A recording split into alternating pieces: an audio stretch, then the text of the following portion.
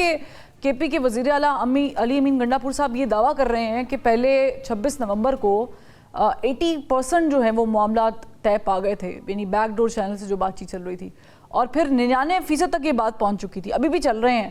یہ پھر خط لکھنے کا معاملہ کیوں پیش آیا، اور پھر یہ جو کال آف کیا گیا کمیٹی میں بیٹھنے سے حکومتی، یہ پھر کیوں کیا؟ کیا پیچھے معاملات سیٹ ہو گئے؟ دو تین طرح سے آپ اس معاملے کو دیکھیں. ایک تو علی امین کا دعویٰ بالکل درست ہے، میں کیوں کہوں کہ وہ غلط کہہ رہے ہیں، لیکن ان کی کہنے کی بھی وجوہات ہیں کہ وہ کہتے ہیں نا چلے میں بلیک اینڈ وائٹ میں کر دیتا ہوں، کیونکہ ان کو بلیک اینڈ وائٹ میں سامنے جنید اکبر خان نظر آ رہے ہیں. اچھا. اور وہ لوگ نظر آ رہے ہیں جو ان کی چیف منسٹری کے پیچھے ہیں. بے شک دونوں ایک دوسرے کے خلاف بیانات نہیں دے رہے، خندہ پیشانی کے ساتھ چل رہے ہیں، لیکن علی امین گنڈاپور اسٹیبلشمنٹ کے ساتھ ظاہرہ شروع سے رابطے میں اپنی سی ایم شپ کی پوزیشن سے. وہ چاہتے ہیں پی ٹی آئی میں بھی پوزیشن ٹھیک رہے. وہ کے پی کے جو دہشت گردی کے حالات ہیں اور افغان طالبان سے بات چیت کے نام پہ اسٹیبلشمنٹ کے ساتھ رابطے میں بھی آتے ہیں کہ جی میں آپ کے لیے راستہ بناتا ہوں، آپ مجھے اتنا تنگ نہ کریں کہ میرے لیے بھی راستہ نہ رہے. اور جو 26 نومبر والی بات ہے تو وہ کوئی چھپی تو نہیں ہوئی، یہ بات آ چکی بھی ہے کہ عمران خان نے آخری وقت میں ویڈیو میسج دینے سے انکار کر دیا تھا.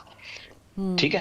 اور انہوں نے علی امین نے یہ گفتگو میں بھی کہا کہ خان صاحب کا بوجھ میں نہیں لے سکتا، کیونکہ انہوں نے کہا تھا اگر میں میسج دوں گا تو کوئی تبدیلی آئے گی، لہذا سنجانی پہ اگر ان کا میسج نہیں آتا تو ہم تو ڈی چوک ہی جائیں گے. یہ باتیں تو انہوں نے کہی ہے نا علی امین نے، جنہوں نے 99% کا کہی. اچھا، پھر ایک ملاقات بیرسٹر گوہر کی بعد میں ہوئی، وہ آرمی چیف سے نہیں ہوئی تھی، جو یہ 14 سال کی سزا ہوئی اس کے بعد ان کی ہوئی. ٹھیک ہے. تو انہوں نے کہا کہ ملاقات ہوئی لیکن میسج یہ ہے کہ خاموش رہیں. اب یہ 99% ہے یا 80% ہے اس میں، اور وہ کہتے ہیں کہ وہ بنی گالا چلے جائیں گے یا وہاں پہ نتھیا گلی چلے جائیں گے، لیکن شرط تو وہ یہ ہے نا کہ جی پھر آپ کو خاموش رہنا ہوگا. تو خان صاحب کیا وہ قیمت دینے کے لیے تیار ہیں جو ان سے مانگی جا رہی ہے، جو یہ لوگ بتا رہے ہیں؟ میں تو بیرسٹر گوہر کی بات کر رہا ہوں. اتنا آسان ہے کہ 9 مئی جیسا واقعہ ہوا، that was horrible. ہماری پوری سیاسی تاریخ میں ایسا واقعہ نہیں ہوا، اینگل ہی چینج ہو گیا. پھر 26 نومبر کے حالات جو سامنے رکھے ہم، اور پھر وقتاً فوقتاً جو چیزیں ہوتی رہی ہیں، جو بیان بازیاں ہوتی رہی ہیں پی ٹی آئی کے لوگوں کی طرف سے، اور جس طریقے کا ریاکشن ادارے کی طرف سے آتا رہا ہے، آپ سمجھتے ہیں یہ اتنا آسان ہے کہ خاموشی اختیار کر لیں اور پھر ہاؤس اریسٹ کی بھی آپشن موجود ہے، اور نتھیا گلی کی بھی ہے، اور بنی گالا کی بھی ہے؟ مطلب از دیٹ ٹو ایزی؟ یہ تو تبھی ہوگا نا جب عمل ہوگا، اور ہم اور آپ پھر سوال کریں گے کہ جی وہ کہاں گئے ناقابل تردید شواہد اور وہ. لیکن بات یہ ہے کہ انہوں نے کب کہا ہے کہ ہم اس سے پیچھے ہٹ گئے؟ اچھا، جو بات ہم کر رہے تھے کہ خان صاحب کو خاموشی کی بات کہی جا رہی ہے تو اس کی بھی قیمت ہے نا خاموشی. تو اب جو یہ باتیں ساری کر رہے ہیں تو کیا جواب سیکورٹی اسٹیبلشمنٹ نے کل نہیں دیا کہ ہمیں آپ کے کسی خط کی ضرورت نہیں ہے، آپ نے جو بات کرنی ہے سیاستدانوں سے کریں؟ جب وہ سیاستدانوں کو کہتے ہیں تو معافی کی بات اس میں پہلے شامل ہے. کیا علی امین گنڈاپور نے از خود فوجی عدالتوں سے سزائیں پانے والوں کو اون کیا یا نہیں کیا؟ انہوں نے انٹرویو میں بھی کہا کہ یہ میرے لوگ ہیں، جذباتی ہو گئے تھے. تو آدھا کام تو علی امین یہ بات کہہ کے جو اب تک عمران خان نہیں مان رہے، لیکن عمران خان ایک ہی فکرے میں، ایک ہی سانس میں دو فکرے کہتے ہیں کہ یہ یحییٰ خان پارٹ 2 ہیں، اور خود 6 نکات پہ مبنی لیٹر لکھتے ہیں جو مجیبر الرحمان نے لکھے تھے، آپ کو یاد ہوگا. تو یہ مماثلتیں کس کو کہاں سے ڈھونڈوائی جا رہی ہیں، کہی جا رہی ہیں، تو مشکل کام ہے ابھی. لیکن آپ کو ذہن میں رکھنا چاہیے کہ جو عدالتوں میں تبدیلی آ چکی بھی ہے، جو ڈویژن بینچ ان کی سہولت کے لیے اویلیبل نہیں رہا، یہ ان کو سمجھ آ رہی ہے کہ پہلے ہوتا تھا کہ ادھر سزا ادھر جزا.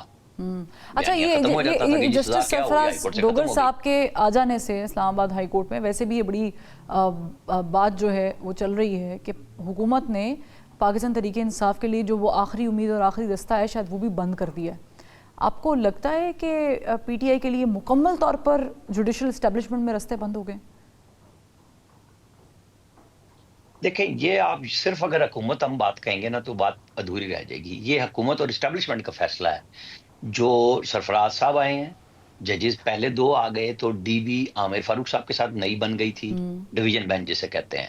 اور اب عامر فاروق صاحب جانے سے پہلے، یعنی یہ توقع ہے کہ وہ 10 تاریخ کو سپریم کورٹ میں ایلیویٹ ہوں گے، اور ہو سکتا ہے میاں گل اورنگزیب ایلیویٹ بھی ہو جائیں اور وہ چیف جسٹس بھی بن سکتے ہیں. یہ بھی آپ ذہن میں رکھیے گا. کوئی ایسی اچنبے والی بات نہیں ہوگی. وہ کیونکہ باقی ہائی کورٹ سے 5 ججز مانگے گئے ہیں. ہاں اسلام آباد ہائی کورٹ میں، لیکن جو سپریم کورٹ میں جس جج نے جانا ہے اسے ہائی کورٹ میں 5 سال سرو کرنا ضروری ہے. تو یہاں پہ یہ صرف یہی 3 جج ہیں اس وقت، محسن کیانی، میاں گل اورنگزیب اور خود عامر فاروق صاحب. ٹھیک. تو اب ٹھیک ہے، یہ 3 ہیں. تو چوتھے اب سرفراز ڈوگر صاحب آ گئے ہیں جنہوں نے سرو بھی کیا ہوا ہے اور سینیئرٹی میں بھی نمبر 2 ہیں. تو اب وہ سہولت اویلیبل نہیں ہے جو عامر فاروق صاحب جب بھی ڈویژن بینچ بناتے تھے تو ان کو دوسرے جج کے ساتھ سیٹ کرنا پڑتا تھا اپنے آپ کو. وہ کبھی فیور ہو گئی کبھی نہ ہوئی. تو یہ عمران خان صاحب کے لیے اور ان کے وکیلوں کو سمجھ آ گئی. اور آپ نے دیکھا کل کتنا زور شور تھا بائیکاٹ کا.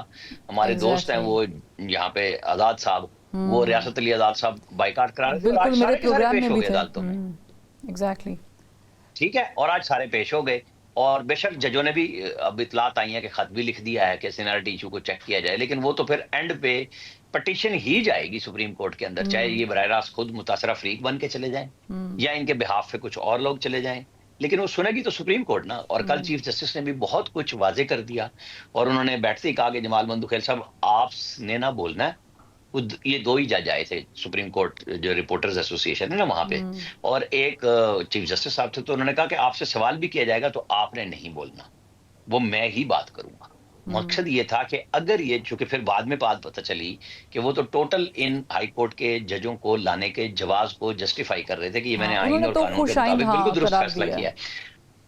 نہیں، اگلی بات یہ تھی کہ اگر جمال مندوخیل بولتے، جیسے کہ انہوں نے خود بھی کہا کہ سینیرٹی کے ایشو پہ میں نہیں بولتا کہ یہ ہمارے پاس آ سکتا ہے، تو جن کے پاس آنا ہے ان کو تو پہلے ہی انہوں نے منع کر دیا کہ آپ اپنا مائنڈ ڈسکلوز مت کریں.